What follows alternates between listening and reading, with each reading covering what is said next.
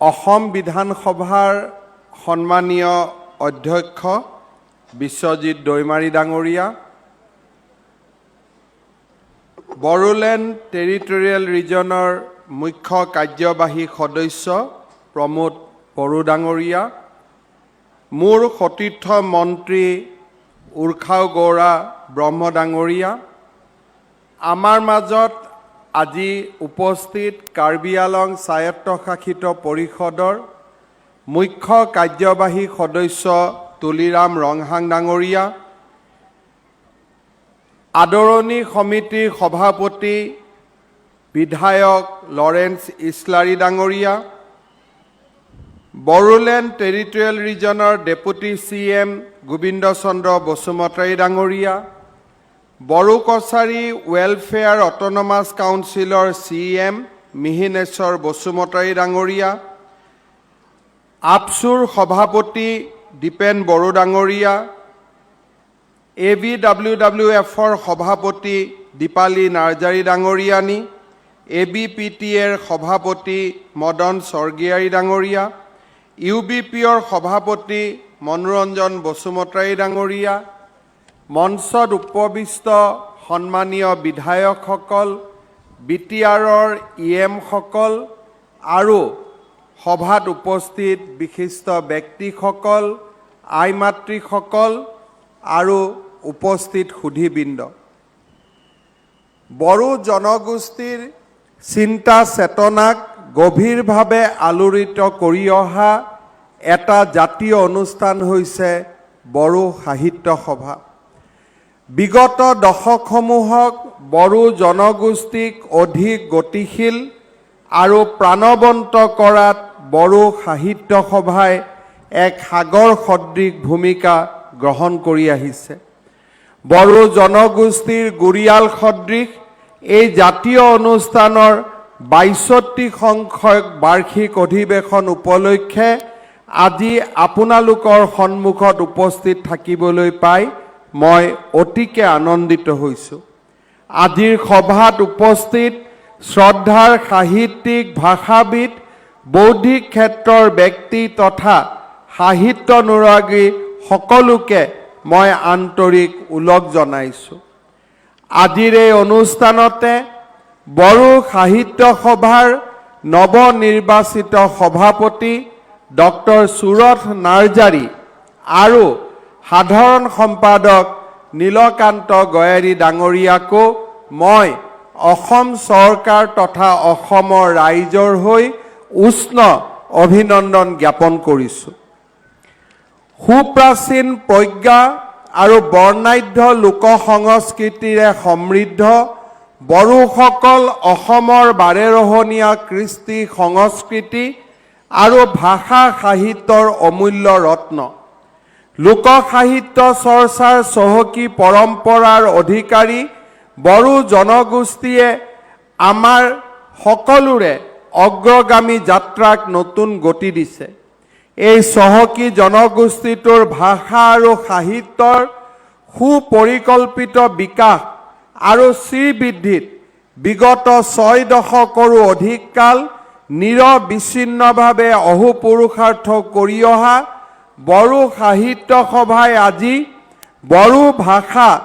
আৰু সাহিত্যক স্বকীয় ৰূপত উজ্বলি উঠাৰ বাবে এক উপযুক্ত মঞ্চ তৈয়াৰ কৰিবলৈ সক্ষম হৈছে। তামোলপুৰত হোৱা অধিৱেশনত ভাৰতৰ সেই সময়ৰ ৰাষ্ট্ৰপতি ৰামনাথ কোবিন্দ ডাঙৰীয়াৰ উপস্থিতিয়ে বড়ো সাহিত্য সভাক এক অনন্য সুন্দৰ পৰিৱেশলৈ উত্থান হোৱাত সহায় কৰিছিলে। আজিৰ এই শুভক্ষণত মই বড়ো জনগোষ্ঠীটোৰ এই জাতীয় অনুষ্ঠানটিৰ প্ৰতিষ্ঠাত মুখ্য ভূমিকা লোৱা পুৰোধা ব্যক্তিসকলৰ প্ৰতি গভীৰ শ্ৰদ্ধা নিবেদন কৰিছোঁ। মাতৃভাষাৰ গুৰুত্ব আৰু গভীৰতা উপলব্ধি কৰি সাহিত্যৰথী লক্ষ্মীনাথ বেজবৰুৱাই কৈছিল, স্বদেশ আৰু স্বজাতিৰ উন্নতিৰ মংগল মন্দিৰৰ সিংহ দুৱাৰ হৈছে মাতৃভাষা। মাতৃভাষাৰ প্ৰতি থকা অম্লান প্ৰেমেই স্বগৰিমাৰে মহিমামণ্ডিত হৈ বিশ্ব মানচিত্ৰত এটা জাতিক সগৌৰৱে জীয়াই থাকিবলৈ সাহস আৰু প্ৰেৰণা দিয়ে। নিজস্ব মাতৃভাষাৰ শ্ৰীবৃদ্ধিৰ জৰিয়তে বড়ো সাহিত্য সভাই জনগোষ্ঠীটোৰ ভাষা, লোক সংস্কৃতি আৰু ঐতিহাসিক পৰম্পৰাক মহিমামণ্ডিত কৰি তুলিছে। বড়ো ভাষা আৰু সাহিত্যই জনগোষ্ঠীৰ জাতীয় স্বৰূপ প্ৰকাশ কৰি যি বৌদ্ধিক চেতনা প্ৰদান কৰিছে, তাৰ জৰিয়তে আজি বড়ো জনগোষ্ঠীৰ এক শক্তিশালী প্ৰতিচ্ছবি ৰাষ্ট্ৰৰ সন্মুখত উদ্ভাসিত হৈ উঠিছে। বড়ো ভাষা সাহিত্যৰ কাণ্ডাৰীসকলৰ ঐকান্তিক প্ৰয়াসত 1952 চনৰ 16 নৱেম্বৰত বড়ো সাহিত্য সভাই প্ৰতিষ্ঠা লাভ কৰিছিল। প্ৰয়াত জয়চন্দ্ৰ হাগজেৰক সভাপতি আৰু সোণাৰাম থাউচেনক সাধাৰণ সম্পাদক হিচাপে লৈ প্ৰতিষ্ঠা লাভ কৰা বড়ো সাহিত্য সভাই এইবেলি ৬২টি সংখ্যক বাৰ্ষিক অধিৱেশন অনুষ্ঠিত কৰিছে। বড়ো সাহিত্য সভাই এই দীঘলীয়া পৰিক্ৰমাত বড়ো ভাষা সাহিত্যৰ শ্ৰীবৃদ্ধিৰ লগতে বড়ো ভাষাক শিক্ষাৰ মাধ্যম হিচাপে গঢ়ি তোলাত নিৰ্ণায়ক ভূমিকা গ্ৰহণ কৰিছে। অসম চৰকাৰৰ সহযোগী চৰকাৰী ভাষা হিচাপে সমগ্ৰ ৰাজ্যখনতে স্বীকৃতি লাভ কৰা, ভাৰতৰ সংবিধানৰ ৬ষ্ঠ অনুসূচীত স্থান লাভ কৰাকে আদি কৰি দ্বাদশ শ্ৰেণী পৰ্যন্ত শিক্ষাৰ মাধ্যম হিচাপে বড়ো ভাষাক নিৰ্মাণ কৰা, অসমৰ বিভিন্ন মহাবিদ্যালয়ত বড়ো বিভাগক নিৰ্মাণ কৰা আদি গুৰুত্বপূৰ্ণ কাম কাজৰ উল্লেখযোগ্য সফলতাই বড়ো সাহিত্য সভাক এক নতুন উৎকৃষ্ট নিদৰ্শনৰ স্থানলৈ লৈ গৈছে। বড়ো সাহিত্যৰ সৃষ্টিৰ ক্ষেত্ৰত বড়ো সাহিত্য সভাৰ এটি উল্লেখনীয় ভূমিকা আছে। বড়ো ভাষাৰ প্ৰথমখন আলোচনী বিবাৰ 1924 চনত প্ৰকাশ হৈ উঠিছিল। পৰৱৰ্তী সময়ছোৱাত অলংকাৰ, হাহাৰ কিয়ালা, যেন থকা আদি বিভিন্ন আলোচনীৰ আত্মপ্ৰকাশ কৰিছিল। বড়ো সাহিত্যৰ বিকাশৰ ক্ষেত্ৰত 1952 চনৰ পৰা প্ৰকাশিত হৈ থকা সভাৰ মুখপত্ৰ দ্য বড়ো নামৰ আলোচনীখনেও মুখ্য ভূমিকা গ্ৰহণ কৰি আহিছে। আজি বড়ো ভাষাৰ সাহিত্যিকসকলে ৰাষ্ট্ৰীয় পৰ্যায়তো এক সুকীয়া পৰিচয় দাঙি ধৰিবলৈ সক্ষম হৈছে। পদ্মশ্ৰী মদাৰাম ব্ৰহ্ম, পদ্মশ্ৰী ডক্টৰ মংগল সিং হাজোৱাৰী, পদ্মশ্ৰী ডক্টৰ কামেশ্বৰ ব্ৰহ্মকে ধৰি বহুকেইগৰাকী সাহিত্যিকে সাহিত্য একাডেমী আৰু ৰাষ্ট্ৰৰ সৰ্বোচ্চ সন্মান পদ্মশ্ৰী বঁটা লাভ কৰি বড়ো ভাষাক সমৃদ্ধ কৰিছে। বড়োলেণ্ড আন্দোলনৰ কালছোৱাত অঞ্চলটোৰ সৃষ্টি হোৱা অশান্ত পৰিস্থিতিৰ মাজতো সকলো জাতি জনগোষ্ঠীৰ মাজত ঐক্য আৰু শান্তিৰ এডাল সমন্বয়ৰ সাঁকো হৈ বড়ো সাহিত্য সভাই এক অভিভাৱক সুলভ ভূমিকা গ্ৰহণ কৰি সকলোৰে আদৰৰ অনুষ্ঠান ৰূপে উদ্ভাসিত হৈছে। আজি সেই মহীয়ান বড়ো সাহিত্য সভাৰ ৬২তম অধিৱেশনত মই যোগদান কৰিবলৈ পাই সঁচাকৈয়ে নিজকে গৌৰৱ অনুভৱ কৰিছোঁ। শ্ৰদ্ধাৰ ৰাইজ, যোৱা কেইটামান বছৰত নিখিল বড়ো ছাত্ৰ সন্থা আৰু বড়ো সাহিত্য সভা আৰু তাৰ সমান্তৰালভাৱে আমাৰ BTRৰ কাৰ্যকৰ্তাসকলৰ সৈতে একেলগে কাম কৰি বড়ো সমাজৰ আৰ্থ সামাজিক ৰাজনৈতিক অৰ্থনৈতিক সমস্যাসমূহ সমাধানৰ বাবে আমাৰ চৰকাৰখনে নিৰন্তৰভাৱে কাম কৰিছে। যোৱা ২৬ জানুৱাৰীত অসম চৰকাৰে লোৱা যি এক ঐতিহাসিক সিদ্ধান্ত আছিল, BTRৰ সীমা গহপুৰলৈ সম্প্ৰসাৰণ কৰাৰ যি ঐতিহাসিক সিদ্ধান্ত অসম চৰকাৰে ২৬ জানুৱাৰীত ল'ব পাৰিছিল, সি বড়োসকলৰ জাতীয় সত্তাক সংৰক্ষণ আৰু সংবৰ্ধন কৰাৰ ক্ষেত্ৰত এক গুৰুত্বপূৰ্ণ ভূমিকা পালন কৰিব বুলি মই বিশ্বাস কৰোঁ। বড়োসকলৰ আত্মনিয়ন্ত্ৰণৰ অধিকাৰক আজিৰ এই পৰ্যায়লৈ আগুৱাই লৈ অহাত বিৰল নেতৃত্ব প্ৰদান কৰা বডোফা উপেন্দ্ৰনাথ ব্ৰহ্মাৰ প্ৰতিও আজিৰ এই দিনটোতে মই পুনৰ এবাৰ শ্ৰদ্ধা নিবেদন কৰিছোঁ। শ্ৰদ্ধাৰ ৰাইজ, এইবাৰ অসম চৰকাৰে ৩১ মাৰ্চৰ দিনটোত সমগ্ৰ অসমতে বডোফা উপেন্দ্ৰনাথ ব্ৰহ্মৰ জন্মদিনটোক ছাত্ৰ দিৱস হিচাপে সমগ্ৰ অসমতে পালন কৰি অসমৰ বৌদ্ধিক সমাজখনক আগুৱাই লৈ যোৱাৰ বাবে এক প্ৰয়াস আৰম্ভ কৰিবলৈ সিদ্ধান্ত গ্ৰহণ কৰিছে। আপোনালোক ইতিমধ্যে অৱগত যে বড়ো সাহিত্য সভা আৰু নিখিল বড়ো ছাত্ৰ সন্থাৰ লগত আলাপ আলোচনা কৰি আমি দ্বাদশমান শ্ৰেণীলৈ বড়ো ভাষাক মিডিয়াম অফ ইনষ্ট্ৰাকশ্যন হিচাপে ইতিমধ্যে ৰাজ্য চৰকাৰে আনুষ্ঠানিক স্বীকৃতি প্ৰদান কৰিছে। অহা বছৰৰ পৰা বড়ো মিডিয়ামতে হায়াৰ ছেকেণ্ডাৰী কাউন্সিলে বিভিন্ন পৰীক্ষা আদি অনুষ্ঠিত কৰাৰ ক্ষেত্ৰত ইতিমধ্যে তেওঁলোকে দায়িত্ব লৈছে আৰু বড়ো সাহিত্য সভা আৰু নিখিল বড়ো ছাত্ৰ সন্থাৰ লগত একেলগে কাম কৰি উচ্চতৰ মাধ্যমিক পৰ্যায়লৈকে বড়ো ভাষাক মিডিয়াম অফ ইনষ্ট্ৰাকশ্যন হিচাপে নিৰ্মাণ কৰিবলৈ সিদ্ধান্ত গ্ৰহণ কৰিছে। আজিৰ সভাত আমাৰ মাজত উপস্থিত বড়ো সাহিত্য সভাৰ সভাপতি তৰেণ বড়ো আৰু আমাৰ বড়ো সাহিত্য সভাৰ সাধাৰণ সম্পাদক প্ৰশান্ত বড়োৰ লগত দীৰ্ঘদিন ধৰি আমি একেলগে কাম কৰি আজি অসমৰ মহাবিদ্যালয়সমূহত বড়ো ভাষাৰ অধ্যাপক নিযুক্তিৰ ক্ষেত্ৰত আমি সফলতা লাভ কৰিবলৈ সক্ষম হৈছোঁ। অহা কিছুদিনৰ ভিতৰতে আমাৰ বিটিআৰে বড়োলেণ্ডৰ 10খন মহাবিদ্যালয়কো প্ৰাদেশিকৰণ কৰাৰ পথত আগবাঢ়িছে আৰু এই ক্ষেত্ৰত ব্যয় হ'বলগীয়া 100% খৰচ ৰাজ্য চৰকাৰে নিজৰ পুঁজিৰ পৰা যোগান ধৰিবলৈও সিদ্ধান্ত গ্ৰহণ কৰিছে। শ্ৰদ্ধাৰ ৰাইজ, আমি বিশ্বাস কৰোঁ যে বড়োলেণ্ড আৰু বড়ো জনগোষ্ঠীৰ মাজত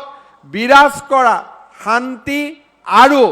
আজি যি এক সমন্বয়ৰ মহান পৰিৱেশ, তাক আগুৱাই লৈ যাবৰ বাবে আমি সকলোৱে হাতত হাত ধৰি কাম কৰাৰ প্ৰয়োজনীয়তা আছে। আজি আমি দেখা পাইছোঁ যে অসম বিধানসভাৰ সম্পূৰ্ণ কাৰ্যপ্ৰণালীত বড়ো ভাষাক ব্যৱহাৰ কৰি অসম বিধানসভাৰ অধ্যক্ষ বিশ্বজিৎ দৈমাৰীয়ে জাতিটোৰ প্ৰতি এক অনবদ্য বৰঙণি আগবঢ়াবলৈ সক্ষম হৈছে। আজি অসম বিধানসভাত বড়ো ভাষাত ভাষণ, বড়ো ভাষাত কাৰ্য পৰিচালনা আদিকে ধৰি সকলো কাগজ পত্ৰ বড়ো ভাষাত প্ৰকাশ কৰি আজি বড়ো জনগোষ্ঠীটোক এক অন্যতম সন্মান প্ৰদৰ্শন কৰাৰ সমান্তৰালভাৱে বড়ো ভাষাক অসমৰ মুখ্য, যাক আমি ক'ব পাৰোঁ মেইন ষ্ট্ৰীমিং কৰাত এক বিৰাট ডাঙৰ ভূমিকা অসম বিধানসভাৰ মাননীয় অধ্যক্ষ বিশ্বজিৎ দৈমাৰী ডাঙৰীয়াই পালন কৰিবলৈ সক্ষম হৈছে। আমি অসম চৰকাৰে তেখেতৰ এই প্ৰচেষ্টাক সম্পূৰ্ণৰূপে সমৰ্থন জনাই আহিছোঁ। অলপ সময় আগতে আমাৰ অসম বিধানসভাৰ মাননীয় অধ্যক্ষ বিশ্বজিৎ দৈমাৰী ডাঙৰীয়াই চৰকাৰী বিষয়াসকলক বড়ো ভাষাত প্ৰশিক্ষণ দিয়াৰ ওপৰত গুৰুত্ব প্ৰদান কৰিছে। দৰাচলতে 1962 চনতে প্ৰণয়ন কৰা অসম সিভিল সাৰ্ভিস সেৱাৰ অনুসৰি আমাৰ চৰকাৰী বিষয়াসকলে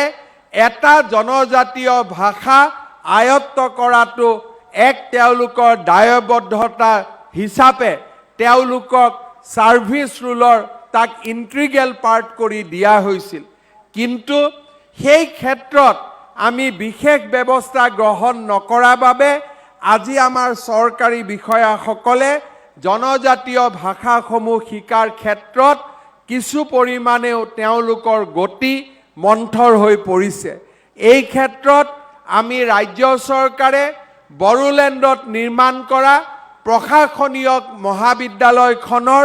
সম্পূৰ্ণ সুবিধা ব্যৱহাৰ কৰি অসমৰ APS, ACS, IS, IPS অফিচাৰসকলক Bodo ভাষাৰ কম্পালসৰি প্ৰশিক্ষণৰ ক্ষেত্ৰত ৰাজ্য চৰকাৰে ব্যৱস্থা গ্ৰহণ কৰাৰ প্ৰতিশ্ৰুতি মই আজিৰ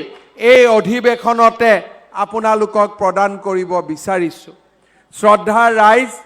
আজি আমি এই সমাৱেশত থিয় হৈ আমি নিশ্চয় কৃতজ্ঞতাৰে সৈতে সোঁৱৰণ কৰিম যে আজি প্ৰধানমন্ত্ৰী নৰেন্দ্ৰ মোদী আৰু গৃহমন্ত্ৰী অমিত শ্বাহ ডাঙৰীয়াৰ প্ৰচেষ্টাত সমগ্ৰ অসমখনলৈ এক শান্তিৰ বাতাবৰণ ঘূৰি আহিছে শান্তি আৰু আন্দোলন বিবৰ্জিত এই দুটা পৰিৱেশ হৈছে আটাইতকৈ প্ৰয়োজনীয় যদি এটা জাতি উত্তৰণৰ দিশত আগুৱাব খোজে অলপ আগতে মই ৰাভা সাহিত্য সভাৰ অধিৱেশনত যোগ দি এই বিষয়ে আলোকপাত কৰি মোৰ বক্তব্যত কৈছিলোঁ যে আমাৰ জনজাতীয় সমাজখনৰ মাজত শিক্ষাৰ জনপ্ৰিয়তা আৰু শিক্ষাৰ উৎকৃষ্টতা এই দুইটা মানদণ্ডৰ ওপৰত কাম কৰাৰ বাবে আজি সময় আহি পৰিছে অহাকালিৰ পৰা বিটিআৰ কৰ্তৃপক্ষই আৰম্ভ কৰিব খোজা বড়োলেণ্ড নলেজ ফেষ্টিভেলেও এই ক্ষেত্ৰত এক পৰিৱেশ নিৰ্মাণত সহায় কৰিব বুলি মই বিশ্বাস কৰোঁ আজিৰ এই সভাতে মই অত্যন্ত উৎকণ্ঠাৰে সৈতে ক'ব খোজো যে আমাৰ অসমৰ জনজাতীয় অধ্যুষিত অঞ্চলসমূহত মেট্ৰিক হায়াৰ ছেকেণ্ডাৰী আদি পৰীক্ষাৰ ৰিজাল্ট যি ধৰণে অত্যন্ত উৎকৃষ্ট হ'ব লাগিছিল সেই পৰ্যায়লৈকে আজি আমিও গতি কৰিব পৰা নাই বিটিআৰৰ চিৰাং জিলাৰ শৈক্ষিক পৰিৱেশ আৰু বিদ্যালয়সমূহৰ প্ৰদৰ্শনক লৈ মই অত্যন্ত চিন্তিত আৰু উৎকণ্ঠিত আমি দেখা পাওঁ যে চিৰাং জিলাত যিকোনো জাতি জনগোষ্ঠীৰ নাম নোলোৱাকৈ মই জিলাখনৰ সামগ্ৰিকভাৱে শিক্ষাৰ বৰ্তমান যি পৰিৱেশ তাত মই অত্যন্ত উৎকণ্ঠিত হৈ আছো কাৰণ মই দেখা পাইছোঁ যে ৰাজ্যখনৰ ভিতৰতে নিম্নমানৰ শিক্ষাৰ ফলাফল প্ৰদৰ্শন কৰাৰ ভিতৰত আজি চিৰাং জিলাৰ স্থান তলৰ ফালৰ পৰা লিপিবদ্ধ হৈছে মই ভাবোঁ যে বড়ো সাহিত্য সভা নিখিল বড়ো ছাত্ৰ সন্থা আৰু বিটিআৰৰ প্ৰত্যেকখন বিদ্যালয়ৰ সি অসমীয়া মাধ্যম হওক বড়ো মাধ্যম হওক বঙালী মাধ্যম হওক প্ৰত্যেকখন বিদ্যালয়ৰ প্ৰদৰ্শনক প্ৰত্যেকটো মেট্ৰিক পৰীক্ষাৰ প্ৰদৰ্শনক হায়াৰ ছেকেণ্ডাৰী পৰীক্ষাৰ প্ৰদৰ্শনক অতি সূক্ষ্মভাৱে বিশ্লেষণ কৰাৰ প্ৰয়োজনীয়তা আছে আৰু য'ত য'ত শিক্ষাৰ মানদণ্ড হ্ৰাস হৈছে তাতে কাৰেক্টিভ ষ্টেপ লোৱাৰ প্ৰয়োজনীয়তা আছে আজি বড়ো সাহিত্য সভাই যিমানেই সুপাৰষ্ট্ৰাকচাৰ নিৰ্মাণ নকৰক কিয় যদি ইনফ্ৰাষ্ট্ৰাকচাৰ নাথাকে অৰ্থাৎ প্ৰাথমিক বিদ্যালয়ৰ পৰা ছাত্ৰ ছাত্ৰীসকলে যদি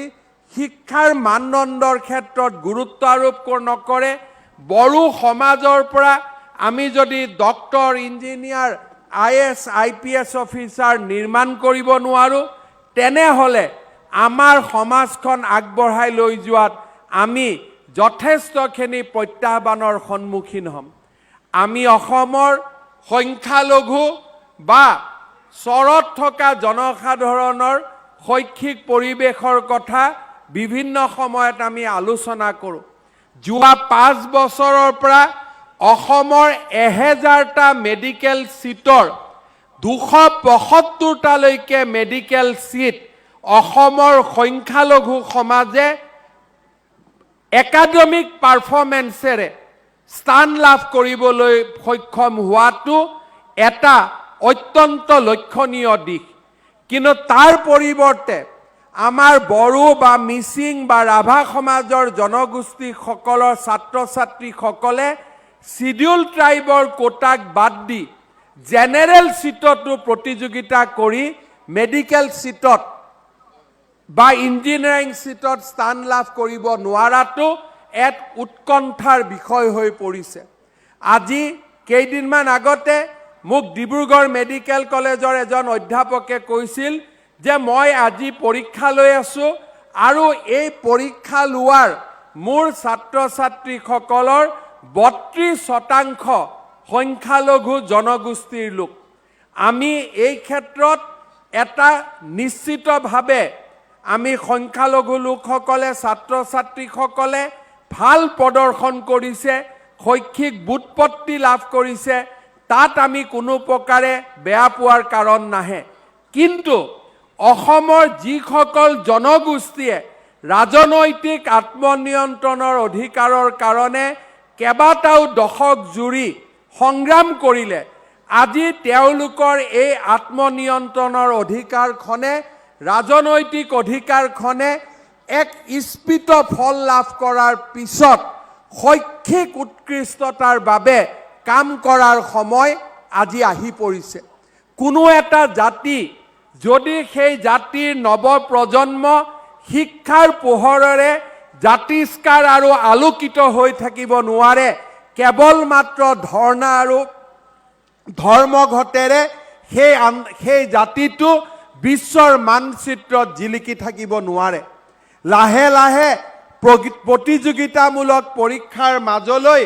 আমি আমাৰ সমাজখনক আগুৱাই লৈ গৈছোঁ। নেশ্যনেল এডুকেশ্যন পলিচিৰ পিছত আনকি কলেজৰ এডমিশ্যনো প্ৰতিযোগিতাৰ মাধ্যমত হ'ব,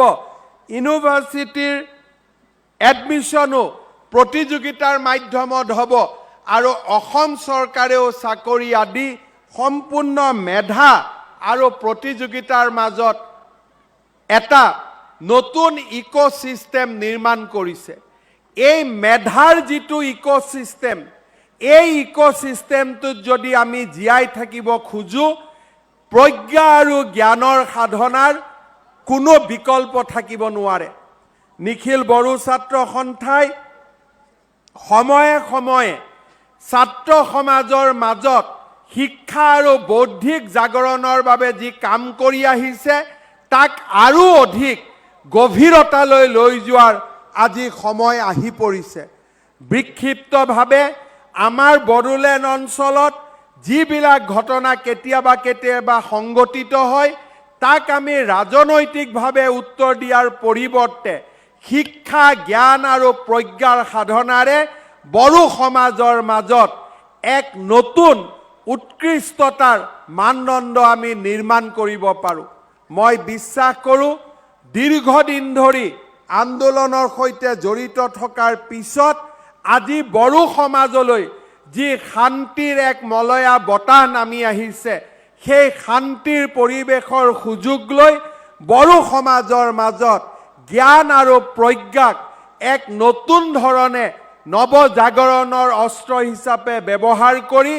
আমাৰ সমাজখনক শিক্ষাৰ মন্ত্ৰৰে দীক্ষিত কৰি বড়ো সমাজক জগত সভাত প্ৰতিষ্ঠা কৰাৰ বাবে আমি কাম কৰিব লাগিব। মই আকৌ এবাৰ স্পষ্টভাৱে ক'ব খোজোঁ, কেতিয়াবা কেতিয়াবা আমাৰ আবেগে আমাৰ বিবেকক পৰাজিত কৰে। যিটো সময়ত আমি আবেগক লগত লৈ ৰাজনীতি কৰি আহিছোঁ, সমাজনীতি কৰি আহিছোঁ, আমাৰ চিন্তাৰ চৰ্চা আগুৱাই নিছোঁ, সেই সময়তে অসমত বাস কৰা আন এটা জনগোষ্ঠীৰ লোকে বিবেকেদি নিজক পৰিচালনা কৰি আমাক সকলোকে প্ৰতিযোগিতাত পিছ পেলাই আগবঢ়াই যোৱাৰ এটা নতুন মানসিকতা নিৰ্মাণ কৰিছে। আজি যদি আমি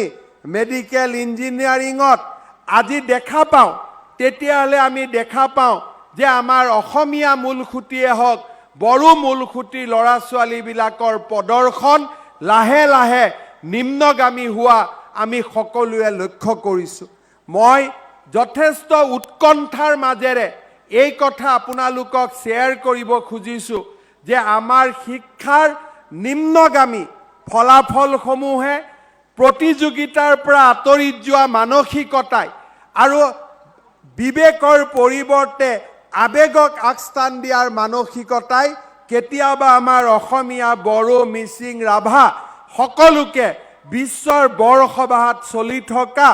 প্ৰতিষ্ঠাৰ প্ৰতিযোগিতাখনৰ পৰা আঁতৰাই লৈ যাব, তেনে কেতিয়াবা উৎকণ্ঠা মোৰ মাজত নিৰ্মাণ হয়।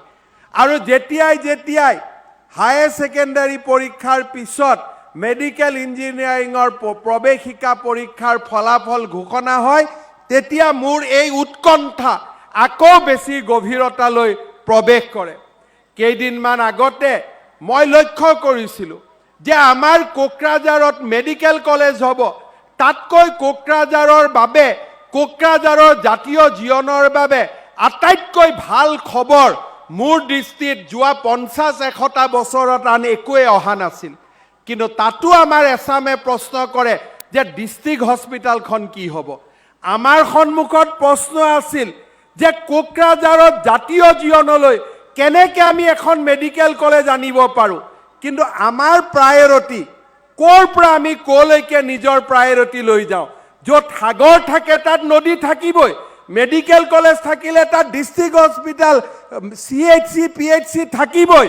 কিন্তু আমাৰ কাম সাগৰ নিৰ্মাণ কৰা, আমাৰ কাম নদী আৰু উপনদী নিৰ্মাণ কৰা নহয়। সাগৰ থাকিলে নদী আৰু উপনদী নিৰ্মাণ হ'বই। কিন্তু যেতিয়া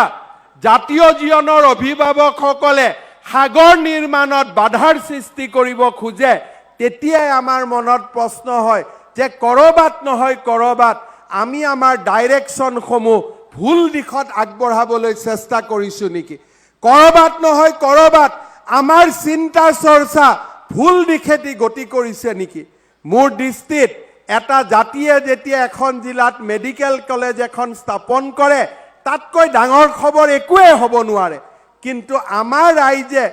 আমাৰ একাংশ অভিভাৱকে যেতিয়া সেই ধৰণৰ প্ৰাপ্তিৰ আনন্দ অনুভৱ কৰিব নোৱাৰে, তেতিয়া সেই প্ৰতিযোগিতাৰ পৃথিৱীখনৰ পৰা আমি বহু দূৰলৈ আঁতৰি যাম। আৰু সেই ধৰণৰ আঁতৰি যোৱাৰ পিছত আমাৰ সন্মুখত থকা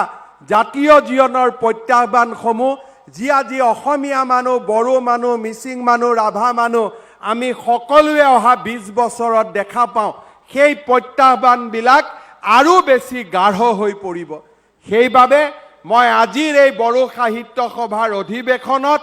বড়ো সাহিত্য সভা আৰু নিখিল বড়ো ছাত্ৰ সন্থাক বড়ো সমাজৰ মাজত এক বৌদ্ধিক নৱজাগৰণৰ বাবে, বড়ো সমাজৰ মাজত IAS, IPS, medical, doctor, engineer, scientist, খেলুৱৈ, বিশেষজ্ঞ, শিক্ষক, অধ্যাপক, মানৱ সম্পদ সৃষ্টিৰ বাবে পুনৰ এবাৰ নিজকে সমৰ্পণ কৰাৰ বাবে আহ্বান জনাম। আমাৰ চৰকাৰ বড়ো সমাজৰ আশা আকাংক্ষাক লৈ সদায় সংবেদনশীল। বড়ো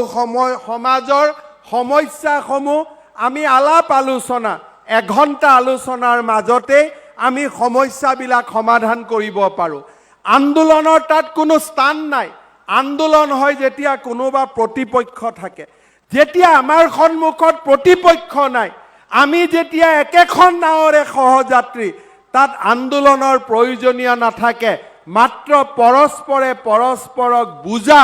আৰু পৰস্পৰে পৰস্পৰৰ আশা আকাংক্ষাক একেলগে উপভোগ কৰাৰ এটা মানসিকতা থাকিব লাগে। আজি বড়ো সমাজ আৰু অসমীয়া সমাজৰ মাজত কোনো প্ৰতিযোগিতা নাই।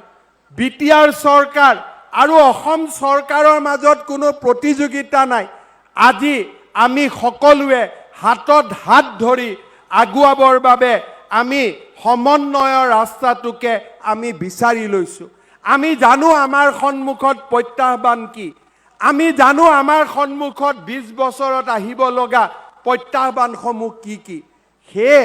আবেগৰ পৰিৱৰ্তে বিবেক আৰু যুক্তিৰ মাজেৰে বড়ো সমাজৰ মাজত এক শিক্ষাৰ নৱজাগৰণ প্ৰতিযোগিতাৰ পৰিৱেশ আৰু বৌদ্ধিক আকাশত বড়ো সমাজক উজ্জ্বল জ্যোতিষ্ক ৰূপত নতুনকৈ আত্মপ্ৰকাশ কৰাৰ ক্ষেত্ৰত কাম কৰিবলৈ মই বড়ো সমাজৰ আটাইকেইটা জাতীয় অনুষ্ঠানক বিনম্ৰতাৰে সৈতে আহ্বান জনাম পুনৰ এবাৰ আজিৰ এই বড়ো সাহিত্য সভাৰ এই ৬২তম অধিৱেশনত আপোনালোকৰ মাজত থাকি দুআষাৰ মনৰ ভাৱ বিতৰণ কৰিবলৈ দিয়া সুবিধাকণৰ বাবে মই আকৌ এবাৰ বড়ো সাহিত্য সভাক ধন্যবাদ জনাইছোঁ তামুলপুৰ অধিৱেশনত আমি সিদ্ধান্ত লৈছিলোঁ যে বড়ো সাহিত্য সভাৰ জিলা সাহিত্য সভাসমূহক কাৰ্যালয় নিৰ্মাণৰ বাবে আমি 50 লাখ টকাকৈ আগবঢ়াম প্ৰথম পৰ্যায়ত ৰাজ্য চৰকাৰে গোৱালপাৰা জিলা বড়ো সাহিত্য সভা ধেমাজি জিলা বড়ো সাহিত্য সভা ডিব্ৰুগড় জিলা বড়ো সাহিত্য সভা গোৱালপাৰা জিলা বড়ো সাহিত্য সভা কাৰ্বি আংলং জিলা বড়ো সাহিত্য সভা নগাঁও জিলা বড়ো সাহিত্য সভা আৰু নলবাৰী জিলা বড়ো সাহিত্য সভাৰ কাৰ্যালয় নিৰ্মাণৰ বাবে যোৱাকালি আমি 50 লাখ টকাকৈ মঞ্জুৰ কৰিছোঁ অনাগত দিনত সৰ্বমুঠ 21টা জিলা সাহিত্য সভাৰ বাকি থকা জিলা সাহিত্য সভাসমূহকো আমি আমাৰ যি ঘোষণা সেই অনুযায়ী আমি সহায় কৰাৰ ক্ষেত্ৰত আগবাঢ়ি যাম মই আকৌ এটা সৰু আহ্বানেৰে মই মোৰ বক্তব্য সামৰণি মাৰিব খুজিছোঁ ভাষা সাহিত্যৰ ক্ষেত্ৰত আটাইতকৈ ডাঙৰ কাম হৈছে যে আমাৰ এখন উন্নত অভিধান সকলো শব্দ যোগ কৰি এখন উন্নত অভিধান নিৰ্মাণ কৰা মই দেখা পাওঁ যে আমাৰ অসমৰ প্ৰেক্ষাপটতো হেমকোষৰ পিছত আমাৰ জাতীয় জীৱনত এখন উন্নত অভিধান নিৰ্মাণ কৰাৰ যি নিৰবিচ্ছিন্ন প্ৰচেষ্টা সেই প্ৰচেষ্টাৰ আজি অভাৱ সেই সময়ত ব্ৰিটিছ চৰকাৰৰ কৰ্মচাৰী হেমচন্দ্ৰ বৰুৱাই চৰকাৰী কামৰ মাজতো সময় উলিয়াই 7 বছৰ অকলে পৰিশ্ৰম কৰি হেমকো অভিধান প্ৰণয়ন কৰিছিল কিন্তু তাৰ পিছৰ কালত একক পৰিশ্ৰমেৰে অসমৰ ভাষা সাহিত্য জগতখনত দ্বিতীয় এটা কামৰ উদাহৰণ আজিও স্পষ্টভাৱে কোৱাৰ ক্ষেত্ৰত অসুবিধা আহি পৰে মই ভাবোঁ যে বড়ো সাহিত্য সভাই সমগ্ৰ বড়ো শব্দসমূহক সমুদ্ৰৰ পৰা মন্থন কৰি উলিয়াই আনি অসমীয়া বড়ো ইংৰাজী হিন্দীৰ সুন্দৰ অধিৱেশন নিৰ্মাণ কৰি এখন অভিধান নিৰ্মাণ কৰি বড়ো সাহিত্য সভাক বড়ো সাহিত্যক জগত সভালৈ লৈ যোৱাৰ ক্ষেত্ৰত প্ৰচেষ্টা আৰম্ভ কৰিব লাগে আৰু এনে প্ৰচেষ্টাক ৰাজ্য চৰকাৰে